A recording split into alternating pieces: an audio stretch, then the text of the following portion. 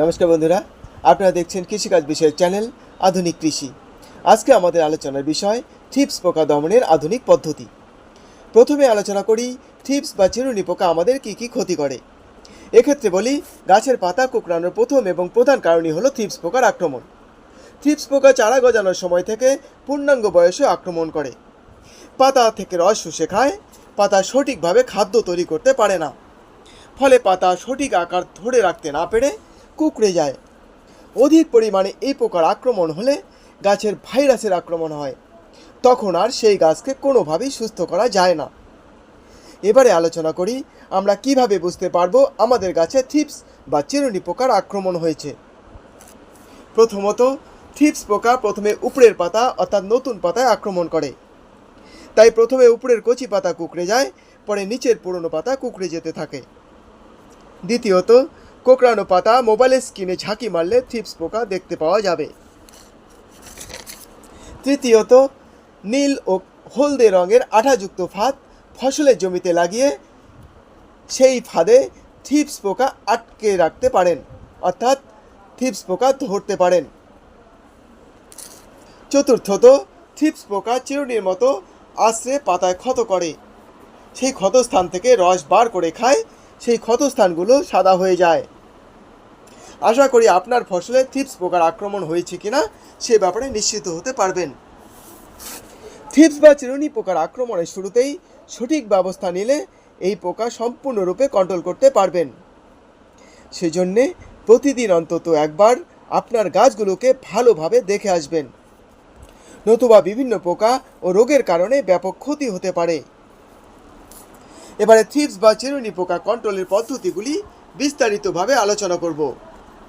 আশা করি like, comment, share এবং subscribe করে বেল আইকনে প্রেস করে শেষ পর্যন্ত থাকবেন। প্রথমত, আপনার ফসলের জমিতে ঘাস থাকতে দেবেন না, পরিষ্কার রাখবেন, নতুবা পোকার আক্রমণ খুব বেশি হবে, খুব ক্ষতি হবে। দ্বিতীয়ত, চারা গজানোর সাথে সাথে বিঘা প্রতি কমপক্ষে 3টি করে নীল এবং হলুদ ফাঁদ লাগাবেন, দেখবেন অনেক পোকা ফাঁদে আটকে যাবে। তৃতীয়ত, ফসলের জমির চারধারে গাঁদা ফুল লাগালে ভালো হয়, কারণ ফুলের আকর্ষণে সব পোকা ফুল গাছে গিয়ে আশ্রয় গ্রহণ করবে, ফসলের ক্ষতি কম হবে। চতুর্থত, উপরিউক্ত সকল ব্যবস্থা নেবার পরও যদি আপনার ফসলে থ্রিপস পোকা বা চিরুনি পোকার আক্রমণ দেখা দেয়, তাহলে বেশি আক্রান্ত গাছ অর্থাৎ অধিক মাত্রায় কুঁকড়ে যাওয়া গাছ তুলে দূরে কোথাও মাটি চাপা দিয়ে অথবা আগুনে পুড়িয়ে নষ্ট করে দিয়ে অন্য গাছগুলোকে কীটনাশক দিয়ে স্প্রে করে সুস্থ রাখতে হবে। এবারে থ্রিপস নাশক হিসাবে যে সকল কীটনাশক খুব ভালো কাজ করে সেগুলি নিয়ে ডোজ সহ আলোচনা করি। 1. Thrips race. এটি একটি বায়োপেস্টিসাইড। এর ডোজ 1.5 থেকে 2.5 মিলি প্রতি লিটার জল। এটি থ্রিপস পোকার জীবনচক্রের সকল পর্যায়ে কাজ করে, এমনকি ডিম পর্যন্ত নষ্ট করে দিতে পারে। এটি থ্রিপস পোকা কন্ট্রোলের জন্য সবচেয়ে নতুন প্রোডাক্ট এবং খুব ভালো প্রোডাক্ট। 2. Bayer Lesenta insecticide. এতে ইমিডাক্লোরোপিড 40% এবং ফিপ্রোনিল 40% WG ফর্মে রয়েছে। এর ডোজ 1 গ্রাম প্রতি 3 লিটার জল। এটি থ্রিপস পোকা দমনের জন্য খুব ভালো কাজ করে। 3. Buyer jump insecticide. থ্রিপস পোকা কন্ট্রোলে এটি খুব কার্যকরী ভূমিকা পালন করে। এতে রয়েছে ফিপ্রোনিল 80% WG। এর ডোজ খুব সামান্য, 1 গ্রাম প্রতি 7.5 লিটার জল। তবে থ্রিপস পোকার আক্রমণ খুব বেশি হলে 1 গ্রাম প্রতি 5 লিটার জলে মিশিয়ে স্প্রে করতে পারেন, খুব ভালো কাজ করবে। 4. Bayer legend gold. এটিও ফিপ্রোনিলযুক্ত কীটনাশক। এতে ফিপ্রোনিল রয়েছে 18.87% SC ফর্মে।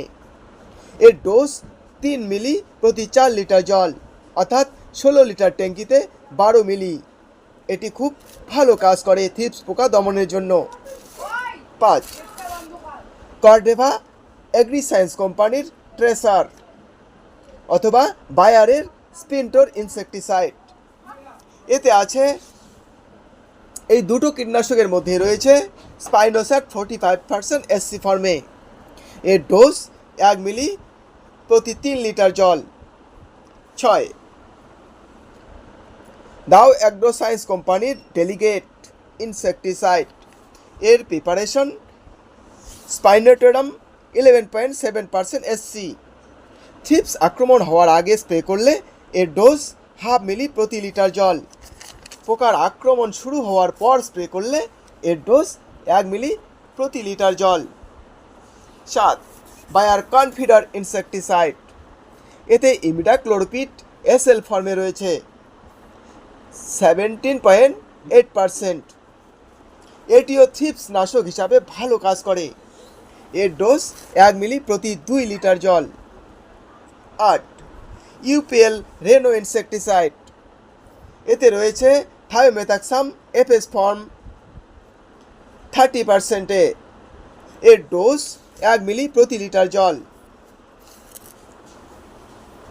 এতক্ষণ পর্যন্ত আমি থ্রিপস বা চিরুনি পোকা দমনের জন্য যে 8টি টেকনিক্যাল কন্টেন্টের কীটনাশকের আলোচনা করলাম, সেই সব টেকনিক্যাল কন্টেন্টের যে কোনো কোম্পানির কীটনাশক স্প্রে করে থ্রিপস দমন করতে পারেন।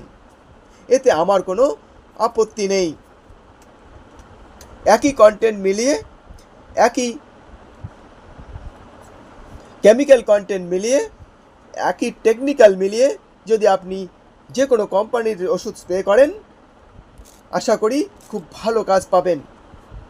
তবে পোকার আক্রমণ খুব বেশি মনে হলে এই 8টি টেকনিক্যাল কন্টেন্টের মধ্যে যে কোনো 2টি বাছাই করে 7 থেকে 10 দিন অন্তর অন্তর ঘুরিয়ে ফিরিয়ে স্প্রে করলে থ্রিপস বা চিরুনি পোকা খুব ভালোভাবে কন্ট্রোল করতে পারবেন।